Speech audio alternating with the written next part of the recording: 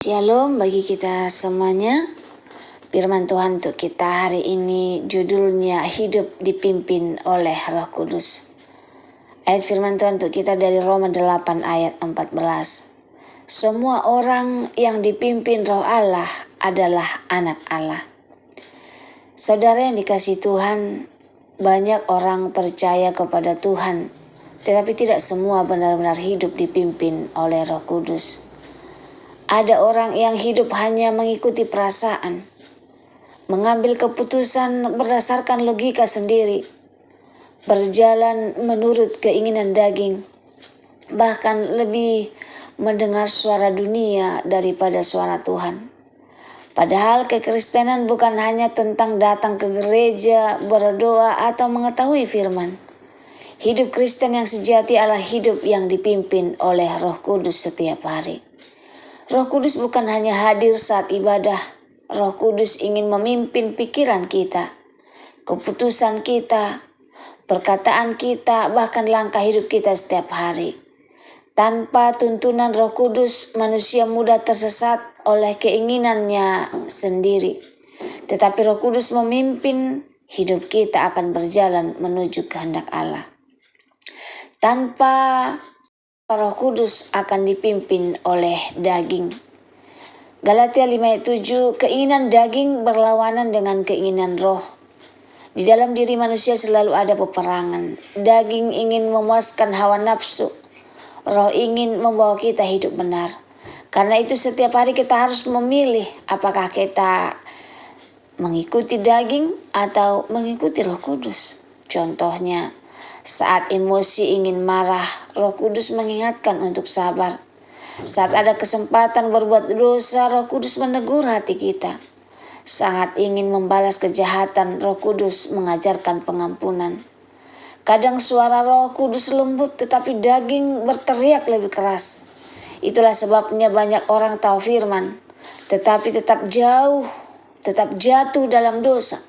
Karena mereka lebih mengikuti keinginan daging daripada keinginan roh. Kebenaran, jika kita tidak dipimpin Roh Kudus, maka daginglah yang akan memimpin hidup kita. Roh Kudus menuntun kita ke dalam kebenaran. Yohanes 16 ayat 13. Roh kebenaran, ia akan memimpin kamu ke dalam seluruh kebenaran. Roh Kudus tidak pernah menuntun kepada dosa, kebencian, kepalsuan, atau jalan yang salah. Roh Kudus selalu membawa kita semakin dekat kepada Tuhan, mengingatkan firman, menegur saat kita salah, dan menuntun kepada keputusan yang benar. Contoh nyata, kadang kita ingin melakukan sesuatu, tetapi ada rasa tidak tenang dalam hati. Seringkali itu adalah Roh Kudus yang sedang mengingatkan kita. Ada juga saat kita bingung mengambil keputusan, lalu firman Tuhan tiba-tiba muncul dalam pikiran kita. Itu bukan kebetulan. Roh Kudus sedang menuntun kita. Roh Kudus selalu memimpin kepada terang, bukan kepada kegelapan. Suara Roh Kudus harus didengar dan ditaati. 1 Tesalonika 5 ayat 19, janganlah padamkan roh. Ayat ini menunjukkan bahwa manusia bisa mengabaikan suara Roh Kudus. Awalnya hati terasa bersalah saat berbuat dosa, tetapi ketika dosa terus dilakukan, hati menjadi semakin kebal. Contoh nyata, tahu itu salah tetapi tetap dilakukan. Merasa ditegur Tuhan tetapi pura-pura tidak mendengar. Tuhan menggerakkan hati untuk berdoa tetapi kita menunda. Tuhan mengingatkan untuk meninggalkan dosa tetapi kita bertahan di dalamnya. Semakin sering suara Roh Kudus diabaikan, semakin lemah kepekaan rohani seseorang. Orang yang peka terhadap Roh Kudus akan cepat bertobat saat teguran Tuhan. Hidup dipimpin Roh membutuhkan penyerahan diri. Amsal 3:6, akuilah dia dalam segala lakumu, maka ia akan meluruskan jalanmu. Banyak orang ingin Tuhan memberkati hidupnya, tetapi tidak mau Tuhan mengatur hidupnya. Padahal Roh Kudus hanya dapat memimpin orang yang mau menyerahkan hidupnya kepada Tuhan. Artinya tidak memaksakan kehendak sendiri, mau taat walau sulit, mau mengikut kehendak Tuhan meski berbeda dari keinginan pribadi. Contoh nyata, berdoa sebelum mengambil keputusan, bertanya, Tuhan, apakah ini kehendak-Mu? Mau meninggalkan sesuatu yang tidak berkenan di hadapan Tuhan. Roh Kudus tidak memaksa, Ia memimpin orang yang mau dipimpin. Buah dari hidup yang dipimpin Roh Kudus. Galatia 5 ayat 22-23. Buah roh ialah kasih, sukacita, damai, sejahtera. Bagaimana kita tahu seseorang dipimpin oleh Roh Kudus? Bukan hanya dari kata-katanya, tetapi dari perubahan hidupnya.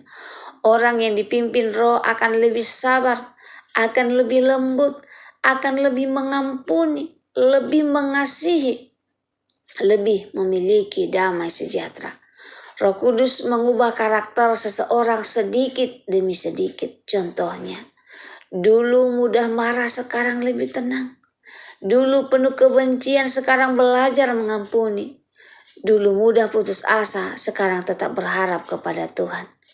Hidup yang dipimpin Roh Kudus pasti menghasilkan buah rohani yang nyata. Roh Kudus menguatkan kita dalam kelemahan. Roma 8 ayat 26, Roh membantu kita dalam kelemahan kita. Ada saat-saat kita lemah, lelah menghadapi hidup, kecewa, takut, bahkan tidak tahu harus bagaimana. Tapi Tuhan tidak membiarkan kita berjalan sendiri. Roh Kudus hadir untuk menguatkan, menghibur, menopang, dan memberi kekuatan baru. Saat hampir menyerah, tetapi tiba-tiba hati dikuatkan. Saat menangis dalam doa, tetapi ada damai yang tidak bisa dijelaskan. Itu pekerjaan Roh Kudus dalam hidup kita. Roh Kudus tidak pernah meninggalkan anak-anaknya. Hidup tanpa Roh Kudus seperti seorang mengemudi di tempat asing tanpa petunjuk arah. Ia mudah tersesat, bingung, dan salah jalan.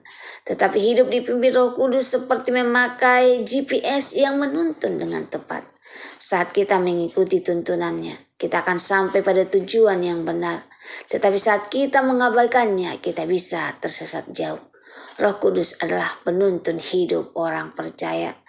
Kesimpulan firman Tuhan untuk kita hari ini, saudara. Hidup Kristen bukan hanya tentang percaya kepada Tuhan, tetapi tentang hidup dipimpin oleh Roh Kudus setiap hari. Tanpa Roh Kudus kita mudah jatuh, mudah tersesat, mudah mengikuti dunia. Tetapi bersama Roh Kudus kita dituntun dalam kebenaran, kita dikuatkan dalam kelemahan, dan kita diubah menjadi serupa dengan Kristus. Hari ini mari kita ambil keputusan di hadapan Tuhan. Saya mau dipimpin oleh Roh Kudus. Saya mau peka terhadap suara Tuhan. Saya mau taat saat Roh Kudus menegur. Saya mau menyerahkan hidup sepenuhnya kepada Tuhan. Tuhan, pimpinlah hidupku setiap hari. Terima kasih. Semoga firman Tuhan hari ini menjadi berkat bagi kita. Kita sama-sama berdoa. Tuhan Yesus, kami menyadari bahwa seringkali kami lebih mengikuti keinginan kami sendiri daripada tuntunan Roh Kudus. Ampuni kami Tuhan. Lembutkan hati kami agar kami peka mendengarkan suara-Mu. Penuhi hidup kami dengan Roh Kudus-Mu. Tuntun langkah kami agar tetap berjalan dalam kebenaran. Saat kami lemah, kuatkan kami. Saat kami hampir jatuh, topang kami. Ajar kami untuk hidup taat dan dipimpin oleh Roh-Mu setiap hari. Dalam nama Yesus kami berdoa dan mengucap syukur. Amin.